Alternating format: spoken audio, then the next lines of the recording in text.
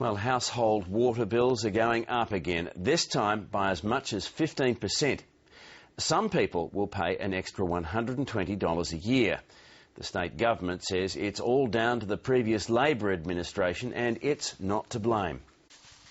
Victorians are in for another water bill shock, but the minister says don't blame him. This is a legacy of John Brumby and Tim Holding, and they should hang their head in shame over it. The price hikes begin on the 1st of July. The biggest are in Melbourne. The typical annual bill for Yarra Valley water customers will increase by 15% or $118, while those using South East and City West water will pay 14% more.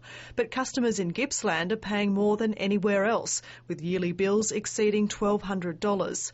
The increases were approved by the independent water regulator under a 5-year plan which began under the previous Labor government.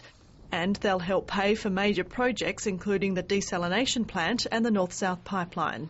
Two projects that are built into these price rises are two projects that the previous government promised they would never do. Labor continues to defend the costly projects and says it's now the government's job to ease the pain on households. This government promised to cut the cost of living, and it's about time they got on and did that. The government boosted electricity and water concessions to low-income earners in the May budget. But the welfare lobby says unless it abolishes the cap on water concession payments, some families and pensioners will continue to struggle to pay for essentials.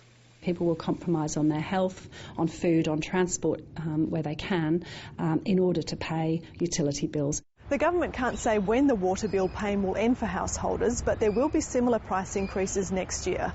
After that, work will begin on setting new water pricing limits for the next 5 years. Frances Bell, ABC News, Melbourne.